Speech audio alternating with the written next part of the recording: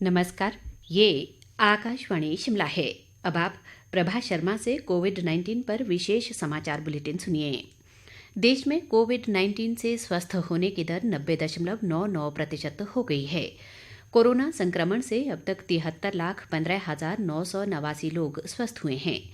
मौजूदा समय में देश में 6,03,687 सक्रिय कोरोना मरीज उपचाराधीन हैं। देश में कोरोना संक्रमण की कुल संख्या 80,40,203 तक पहुंच गई है। संक्रमण से अब तक देश भर में 1,20,527 लोगों की मौत हो चुकी है।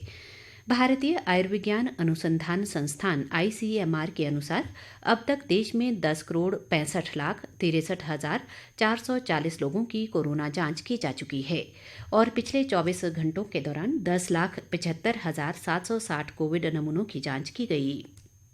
प्रदेश में कोरोना संक्रमितों की संख्या बढ़कर 21,149 हो गई है। पिछले 24 घंटों के दौरान राज्य में कोरोना के 332 नए मामले सामने आए हैं। इनमें मंडी जिला में सबसे ज्यादा 88 मामलों की पुष्टि हुई है, जबकि शिमला में 72, कुल्लू में 38, किन्नौर में 28, कांगड़ा में 27, सोलन में 24, बिलासपुर में 22, सिरमौर में 11, हमीरपुर में 7, चंबा में 6 और ऊना में 2 मामले सामने आए हैं। इस दौरान 205 लोग स्वस्थ भी हुए हैं। प्रदेश में मौजूदा समय में कोरोना के 2,646 मरीज उपचाराधीन हैं। राज्य में अब तक 18,179 कोरोना रोगी उपचार के बाद स्वस्थ हो चुके हैं, जबकि इस महामारी से मरने वालों की संख्या 295 हो गई है। प्रदेश में अब तक 3,80,415 लोगों की कोरोना जांच की जा चुकी है, जिनमें से 3,59,074 की रिपोर्ट नेगेटिव पाई गई है। इस बीच लाहौल स्पीति जिला के स्पीति उपमंडल के रंगरीक गांव में कल एक दिन में अब तक के सबसे अधिक 39 कोरोना पॉजिटिव मामले सामने आए हैं। हमारे जिला संवाददाता कुंदन लाल ने बताया कि रंगरीक गांव को कंटेनमेंट जोन घोषित किया गया है और आज स्वास्थ्य विभाग की टीम प्राथमिक संपर्क में आए काजा के लोगों के सैंपल लेगी। वन मंत्री राकेश पठानिया ने चिकित्सकों, प्रशासनिक अधिकारियों और स्वास्थ्य कर्मचारियों को कोरोना संक्रमितों, विशेषकर गंभीर मरीजों की काउंसलिंग करने तथा उनसे बातचीत करने के निर्देश दिए हैं। हमीरपुर जिला में कोरोना की ताज़ा स्थिति और इससे संबंधित विभिन्न प्रबंधों की समीक्षा बैठक में उन्होंने ये निर्देश दिए। पठानिया ने कहा कि अगर चिकित्सक और अधिकारी आइसोलेशन में रह रहे मरीजों से नियमित रूप से बात करेंगे तो इससे मरीजों का मनोबल बढ़ेगा और वे कोरोना से जंग जीतने में जल्द कामयाब होंगे।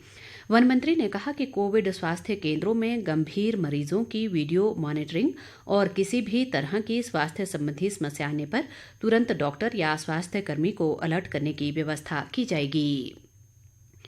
केंद्रीय इलेक्ट्रॉनिक्स और सूचना प्रौद्योगिकी मंत्रालय ने कहा है कि देश के सभी लोग कोविड-19 का मिलकर मुकाबला करें।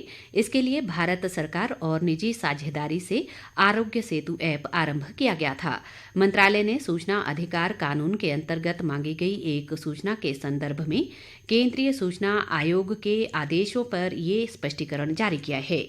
मंत्रालय ने कहा है कि भारत में कोविड-19 महामारी को नियंत्रित करने में आरोग्य सेतु ऐप की भूमिका को लेकर कोई संदेह नहीं होना चाहिए।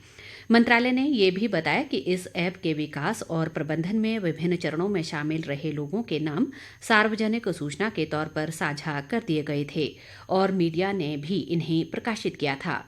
मंत्रालय ने कहा है कि आरोग्य सेतु ऐप को बहुत ही पारदर्शी तरीके से विकसित किया गया है और इससे संबंधित पूरा ब्यौरा और दस्तावेज इस साल 11 मई को आरोग्य सेतु पोर्टल पर अपलोड कर दिए गए थे। ऊना जिला की विभिन्न पंचायतों में कोरोना संक्रमण के पॉजिटिव मामले आने के चलते संबंधित क्षेत्रों को कंटेनमेंट जोन घोषित करने के आदेश जारी कर दिए गए हैं।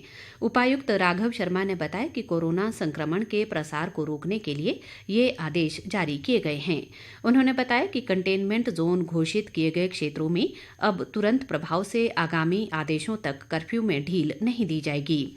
राघव शर्मा ने कहा कि कंटेनमेंट जोन में रह रहे ऐसे विद्यार्थियों जिनमें कोविड-19 के लक्षण न हो उन्हें परीक्षा देने की अनुमति रहेगी। कंटेनमेंट जोन घोषित किए गए क्षेत्रों में हलेड़ा बिलना का वार्ड नंबर 5, रक्कड़ कॉलोनी का वार्ड नंबर 11 और बसदेहड़ा का वार्ड नंबर 5 शामिल है। इसके साथ ही ये समाचार बुलेटिन समाप्त हुआ। नमस्कार।